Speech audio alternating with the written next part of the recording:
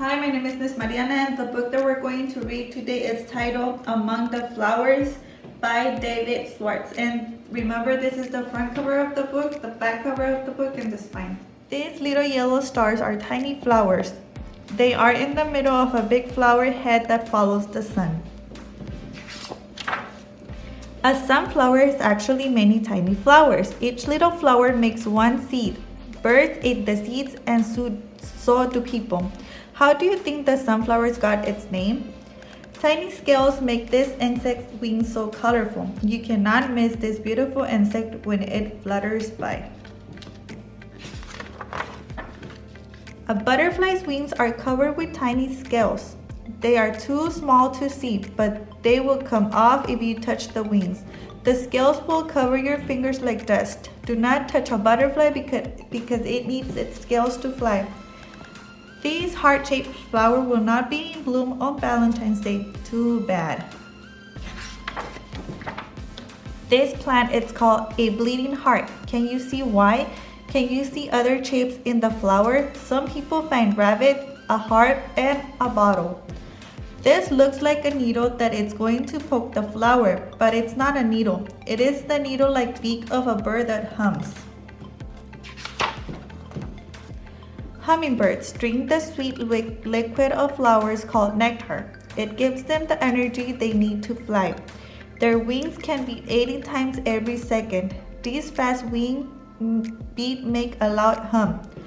The sharp thorn on this plant can prick your soft skin. Ouch! Thorns can hurt, but people love this plant anyway. Roses have thorns, but people love them anyway. The beautiful flower smells wonderful. There are more than 20,000 kinds of roses, and they come in almost every color of the rainbow. Some roses are as small as the tip of your finger, and some are almost as big as your head. This hairy black leg carries a waxy ball of pollen. The leg is from an insect that is as busy as a bee. Why is this a bumblebee so busy? It is visiting flowers to collect pollen. Bees chew the pollen and make it into waxy balls. They carry these pollen balls on their hind legs. Their legs have special hair called pollen baskets. At the nest, they feed the pollen to the queen bee and her young. This is not a dust mop, but it is covered with a kind of dust. Some people sneeze when they breathe this dust, but it is very important to plants.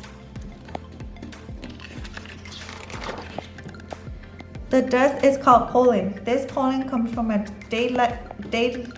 lily. Insects and other animals carry the pollen from flower to flower. A lily needs pollen from another lily so it can make seed. Look closely. Can you name these plants and animals?